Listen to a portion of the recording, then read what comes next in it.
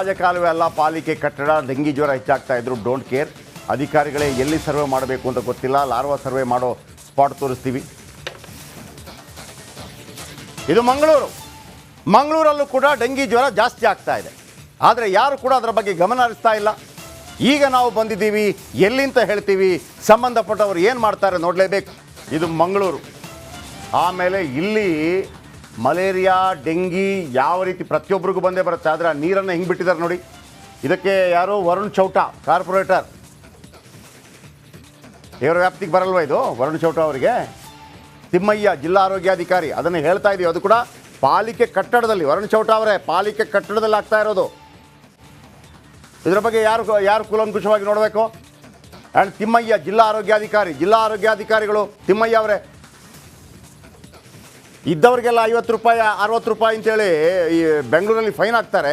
ಇದ್ಯಾರು ಮಾಡಬೇಕು?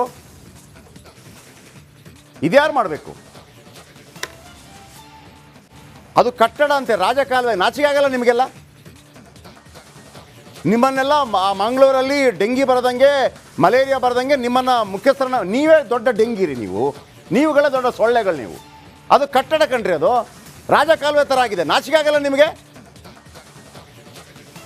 ಕೂತು BJP ಕಾಂಗ್ರೆಸ್ ಮಾಡಿ ಕೂತ್ಕೊಂಡು. BJP ಬಂದ್ರೇನು, ಕಾಂಗ್ರೆಸ್ ಬಂದ್ರೇನು, ಜನರ ಆರೋಗ್ಯ ಸರಿ ಇರಬೇಕು. ಆ ಜಾಗ ನೋಡ್ರಿ, ಅದು ಆ ಕಟ್ಟಡವನ್ನು ಆ ಥರ ಮಾಡಾಕ್ಬಿಟ್ಟಿದ್ದಾರೆ. ಅದನ್ನೊಂದು ಕ್ಲೀನ್ ಮಾಡ್ಸೋಕ್ಕಾಗಿಲ್ಲ. ಇದು ಕಟ್ಟಡದ ಮೇಲಿರುವಂಥದ್ದು. ಇದು ಇವರು ಊರಿಗೆ ಚೆನ್ನಾಗಿ ಮಾಡಿ ಅಂತ ಸಂಬಳ ತೊಗೊಂಡದು ಕೂಡ. ತಿಮ್ಮಯ್ಯ ಅವರೇ, ಈ ಕ್ಷಣಕ್ಕೆ ಆ ಕ್ಲೀನಿಂಗ್ ಏನು ಮಾಡ್ತೀರಿ ಗೊತ್ತಾಗಬೇಕು ನಮಗೆ. ಇಲ್ಲ ಅಂತಂದರೆ ನಿಮ್ಮ ಮೇಲೆ ದಿನೇಶ್ ಗುಂಡೂರಾವ್ ಅವರ ನಿಮ್ಮ ಮೇಲೆ ಕಂಪ್ಲೇಂಟ್ ಕೊಡ್ತೀನಿ ನಾನು. ದಿನೇಶ್ ಗುಂಡೂರಾವ್ ಅವರಿಗೆ, ಆರೋಗ್ಯ ಸಚಿವರಿಗೆ. ಆ್ಯಂಡ್ ಸುಧೀರ್ ಶೆಟ್ರೆ ಮೇಯರ್ ನೀವು. ಆ್ಯಂಡ್ ಭರತ್ ಶೆಟ್ರು ಶಾಸಕರು. ಭರತ್ ಶೆಟ್ರೆ, ರಾಹುಲ್ ಗಾಂಧಿ ಬಗ್ಗೆ ಭಾಳ ಮಾತಾಡ್ತಾ ಇದ್ದೀರಿ, ಈಗ ಇದ್ರ ಬಗ್ಗೆ ಮಾತಾಡಿ. ಕೇವಲ ಪಾಲಿಟಿಸೈಸಿಂಗ್ ಮಾತ್ರಣ್ಣ ನಿಮ್ಮದು? ಜನ ಬೇಡವಾ? ಜನರ ಆರೋಗ್ಯ ಬೇಡವಾ? ಆಯ್ತಪ್ಪ, ನಿಮ್ಮ ಪಾಲಿಟಿಕ್ಸ್ ಏನೋ ಮಾಡ್ಕೋತೀರಿ. ಇದು ಫಸ್ಟ್ ಮಾಡಿ. ನಿಮ್ಮ ಕೆಲಸ ಇದು, ನಿಮ್ಮ ಕ್ಷೇತ್ರ ಇದು, ಬೇರೆ ಯಾವುದೂ ಅಲ್ಲ. ಭರತ್ ಶೆಟ್ಟಿ, ಸುಧೀರ್ ಶೆಟ್ಟಿ, ತಿಮ್ಮಯ್ಯ ಜಿಲ್ಲಾ ಆರೋಗ್ಯಾಧಿಕಾರಿ, ವರುಣ್ ಚೌಟ ಕಾರ್ಪೊರೇಟರ್. ಅದನ್ನು ಮುನೀರ್ ಕಾಟಿಪಳ್ಳ ಬಂದು ಹೇಳಬೇಕಾಗಿತ್ತ ನಿಮಗೆ? ಮುನೀರ್ ಕಾಟಿಪಳ್ಳ ಬಂದು ಹೇಳಬೇಕಾಗಿತ್ತ? ಮುನೀರ್ ಕಾಟಿಪಳ್ಳ ಏನೋ ಅಲ್ಲಿ MLAನಾ ಅಥವಾ ಕಾರ್ಪೊರೇಟ್ರಾ? ಸಾಮಾಜಿಕ ಜವಾಬ್ದಾರಿಯಿಂದ ಹೇಳಿದ್ದಾರೆ. ರಾಜಕೀಯ ದ್ವೇಷಗಳು ಬೇರೆ, ರಾಜಕೀಯ ಹೋರಾಟಗಳು ಬೇರೆ. ಡೆಂಗಿ, ಮಲೇರಿಯಾ ಮಂಗಳೂರಿನಲ್ಲಿ ಯಾವತ್ತೂ ಜಾಸ್ತಿ. ಕೇವಲ ಪಾರ್ಟಿಗಳು ಬೇಕಾದನ್ನೆಲ್ಲ ಮಾಡಿಕೊಳ್ತವೆ. ಬನ್ನಿ, ಇದರ ಬಗ್ಗೆ ಒಂದು ಸ್ಪೆಷಲ್ ರಿಪೋರ್ಟ್.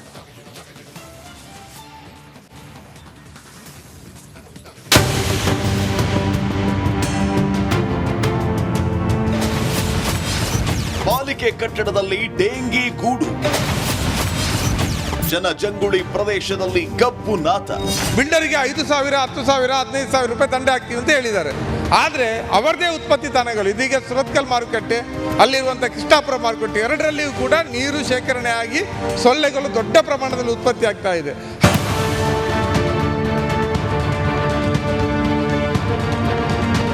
ಬಿಲ್ಡಿಂಗ್ನ ಮೂಲೆಯಲ್ಲೂ ನಿಂತಿರೋ ಕೊಳಚೆ ನೀರು, ಅಲ್ಲಲ್ಲಿ ಸೊಳ್ಳೆಗಳು ಗುಯ್ ಅಂತ ಹರಿದಾಡ್ತಾ ಇರೋ, ರಸ್ತೆಯಲ್ಲಿ ಮೂಗು ಮುಚ್ಚಿಕೊಂಡ ಪರಿಸ್ಥಿತಿ.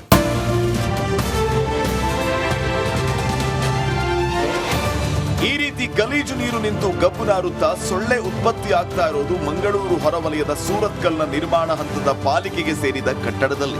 7 ವರ್ಷದಿಂದ ಈ ಕಟ್ಟಡ ಕಾಮಗಾರಿ ಮುಗಿಯದೇ ಇರೋದು ಒಂದು ಸಮಸ್ಯೆ. ಆದರೆ ಮಳೆಗಾಲದಲ್ಲಿ ಈ ರೀತಿ ಸೊಳ್ಳೆ ಉತ್ಪತ್ತಿಯಾಗಿ ಸೊಳ್ಳೆಗಳ ಕಾಟಕ್ಕೆ ಜನ ರೋಸಿ ಹೋಗಿದ್ದಾರೆ. ಪಕ್ಕದಲ್ಲೇ ಇರೋ ಅಂಗಡಿ ಮುಂಗಟ್ಟುಗಳಲ್ಲಿ ವ್ಯಾಪಾರಿಗಳು, ಗ್ರಾಹಕರು ಸೊಳ್ಳೆ ಕಾಟದಿಂದ ಹೈರಾಣಾಗಿದ್ದಾರೆ.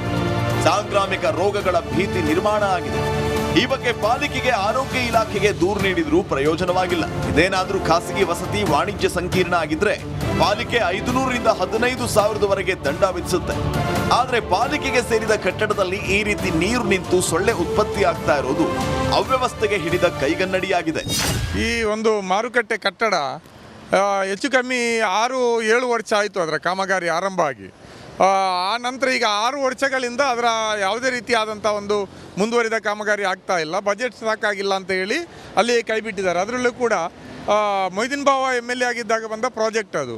ಶಾಸಕರಾಗಿ ಭರತ್ ಶೆಟ್ಟಿ ಅವರ ಆಯ್ಕೆ ಆದಮೇಲೆ ಅದರ ಯಾವುದೇ ಕಾಮಗಾರಿಗಳು ಕೂಡ ಮುಂದುವರೆದಿಲ್ಲ. ಈಗ ಅದು ಬೇಸಿಗೆ ಕಾಲದಲ್ಲಿ ಗಾಂಜಾ ವ್ಯಸನಿಗಳ ಮತ್ತು ಕಳ್ಳಕಾಕರ ಮತ್ತು ಬೇರೆ ಬೇರೆ ರೀತಿಯಾದಲ್ಲಿ ದಾರಿ ತಪ್ಪಿದ ಜನರ ಒಂದು ತಂಗುದಾಣ ರೀತಿಯಲ್ಲಿ ಪರಿವರ್ತನೆ ಆಗಿದೆ. ರಾತ್ರಿ ಕತ್ತಲಾದ ಮೇಲೆ ಅಲ್ಲಿ ನಡೆಯುವಂಥ ವ್ಯವಹಾರಗಳೇ ಬೇರೆ. ಕರಾವಳಿಯಲ್ಲಿ ಮಳೆಯ ಅಬ್ಬರ ಹೆಚ್ಚಿದಂತೆ ಸಾಂಕ್ರಾಮಿಕ ರೋಗಗಳ ಭೀತಿ ಭಯ ಹುಟ್ಟಿಸಿದೆ. ಮುಂದಾದರೂ ಪಾಲಿಕೆ ನೀರು ನಿಲ್ಲದಂತೆ ಕ್ರಮ ತೆಗೆದುಕೊಳ್ಳಬೇಕು. ಇಲ್ಲದೇ ಇದ್ರೆ ಸೂಪರ್ 3ಯಲ್ಲಿ ಮಾಂಜಾ ಬೀಳೋದಂತೂ guarantee. Camera person Diwakar Padmunja ಜೊತೆ ದಿನೇಶ್ ಕಾಶಿಪಟ್ನ, ರಿಪಬ್ಲಿಕ್ ಕನ್ನಡ, ಮಂಗಳೂರು.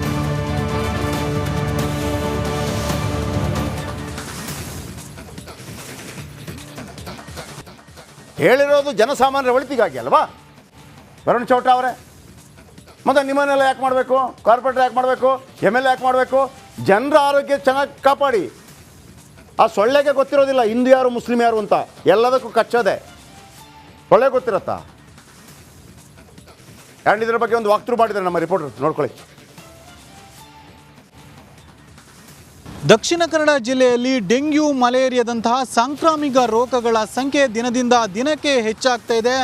ಮಂಗಳೂರು ಮಹಾನಗರ ಪಾಲಿಕೆ ಬೇರೆ ಕಡೆ ಅಂದರೆ ನೀರು ನಿಲ್ಲುವಂಥ ಪ್ರದೇಶಕ್ಕೆ ಹೋಗಿ ಅಲ್ಲಿ ನೀರು ನಿಂತಹ ಪ್ರದೇಶದ ಏನು ಆ ಒಂದು ಕಟ್ಟಡದ ಓನರಿಗೆ 500ರಿಂದ 15,000 ದಂಡ ಹಾಕುತ್ತೆ. ಆದರೆ ಮಹಾನಗರ ಪಾಲಿಕೆಗೆ ಸೇರಿದಂಥ ಕಟ್ಟಡದಲ್ಲಿ ಈಗ ನೀರು ನಿಂತು ಸೊಳ್ಳೆಗಳ ಕಾಟ ಉಂಟಾಗಿರುವಂಥದ್ದು ನೀವೀಗ ದೃಶ್ಯದಲ್ಲಿ ಗಮನಿಸಬಹುದು. ಇದು ಮಂಗಳೂರು ಹೊರವಲಯದ ಸುರತ್ಕಲಲ್ಲಿ ನಿರ್ಮಾಣ ಆಗ್ತಾ ಇರುವಂತಹ ಪಾಲಿಕೆಯ ನಿರ್ಮಾಣ ಹಂತದ ಮಾರುಕಟ್ಟೆ.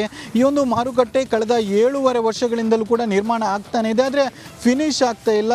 ಈಗ ಸದ್ಯ ಸಮಸ್ಯೆ ಏನಂದರೆ ಈ ಒಂದು ಮಾರುಕಟ್ಟೆಯ ತಳಭಾಗ ಅಂದರೆ ನಿರ್ಮಾಣ ಹಂತದ ಮಾರುಕಟ್ಟೆಯ ತಳಭಾಗ ಏನಿದೆ ಇಲ್ಲಿ ನೀರು ನಿಂತಿರುವಂಥದ್ದು. ಸದ್ಯ ನೀರಿನ ಪ್ರಮಾಣ ಕಡಿಮೆ ಇದೆ. ಮಳೆ ಹೆಚ್ಚಾದಂತಹ ಸಂದರ್ಭದಲ್ಲಿ ಈ ಭಾಗದಲ್ಲಿ ಪೂರ್ತಿಯಾಗಿ ನೀರು ನಿಲ್ಲುತ್ತೆ. ನೀರು ನಿಂತಹ ಪರಿಣಾಮವಾಗಿ ಸೊಳ್ಳೆಗಳು ಉತ್ಪತ್ತಿಯಾಗ್ತಾ ಇರುವಂಥದ್ದು. ಸೊಳ್ಳೆಗಳ ಕಾಟ ಈ ಭಾಗದ ಏನು ಅಂಗಡಿ ಮುಂಗಟ್ಟುಗಳ ವ್ಯಾಪಾರಿಗಳಿಗಾಗಿರ್ಬೋದು, ಗ್ರಾಹಕರಿಗಾಗಿರೋದು ವಿಪರೀತ ಆಗಿ ಇರುವಂಥದ್ದು. ಹೀಗಾಗಿ ಗ್ರಾಹಕರು ಮತ್ತು ವ್ಯಾಪಾರಿಗಳು ಆಕ್ರೋಶವನ್ನು ಕೂಡ ಹೊರಹಾಕ್ತಾ ಇರುವಂಥದ್ದು. ಅಂದರೆ ಪಾಲಿಕೆ ಬೇರೆ ಭಾಗದಲ್ಲಿ ಅಂದರೆ ಖಾಸಗಿ ಏನು ವಾಣಿಜ್ಯ ಸಂಕೀರ್ಣ ಆಗಿರ್ಬೋದು, ಮನೆಗಳೆಲ್ಲ ಆಗಿರ್ಬೋದು, ನೀರು ನಿಂತಹ ಸಂದರ್ಭದಲ್ಲಿ ಪಾಲಿಕೆ ರೈಡ್ ಮಾಡಿ ಅಲ್ಲಿ 500ರಿಂದ 15,000ವರೆಗೂ ಕೂಡ ದಂಡ ವಿಧಿಸುತ್ತೆ. ಆದರೆ ಪಾಲಿಕೆಯ ಕಟ್ಟಡದಲ್ಲಿ ಈ ರೀತಿಯಾಗಿ ನೀರು ನಿಂತಿರುವುದು ಎಷ್ಟು ಸರಿ ಅನ್ನುವಂಥ ಒಂದು ಪ್ರಶ್ನೆಯನ್ನು ಇಲ್ಲಿನ ಸ್ಥಳೀಯರು ಮತ್ತು ಅಂಗಡಿ ಮುಂಗಟ್ಟುಗಳ ವ್ಯಾಪಾರಿಗಳು ಕೂಡ ಮಾಡ್ತಾ ಇರುವಂಥದ್ದು ನೀವೀಗ ದೃಶ್ಯದಲ್ಲಿ ಗಮನಿಸ್ಬೋದು.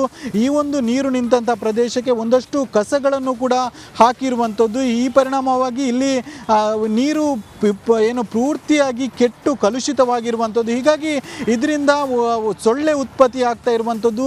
ಸಂಜೆ ಆದರೆ ಸಾಕು ಈ ಭಾಗದಲ್ಲಿ ವಿಪರೀತವಾದಂಥ ಸೊಳ್ಳೆ ಕಾಟ ಇರುವಂಥದ್ದು. ಅಂದರೆ ಈ ಭಾಗದಲ್ಲಿ ಬಸ್ಸಿಗೆ ಒಂದಷ್ಟು ಪ್ರಯಾಣಿಕರು ನಿಲ್ತಾರೆ, ಜೊತೆಗೆ ಅಂಗಡಿ ಮುಂಗಟ್ಟುಗಳಿಗೂ ಕೂಡ ಇದೆ. ಅಂಗಡಿ ಮುಂಗಟ್ಟುಗಳಿಗೆ ಬರುವಂಥ ಒಂದು ಏನೋ ಗ್ರಾಹಕರಾಗಿರ್ಬೋದು, ಅಂಗಡಿ ಮುಂಗಟ್ಟುಗಳ ವ್ಯಾಪಾರಿಗಳಾಗಿರ್ಬೋದು, ಅವರೆಲ್ಲರೂ ಕೂಡ ಸೊಳ್ಳೆಯ ಕಾಟವನ್ನು ಕೂಡ ಎದುರಿಸ್ತಾ ಇರುವಂಥದ್ದು. ಸದ್ಯ ಏನು ನೀವು ಈ ದೃಶ್ಯದಲ್ಲಿ ಗಮನಿಸ್ಬೋದು, ಇದೇ ಪಕ್ಕದಲ್ಲಿ ಒಂದಷ್ಟು ಫಾಸ್ಟ್ ಫುಡ್ ಅಂಗಡಿಗಳಿದೆ, ಬೇರೆ ವಾಣಿಜ್ಯ ಸಂಕೀರ್ಣದಲ್ಲಿ ಇರುವಂಥ ಅಂಗಡಿಗಳಿದೆ.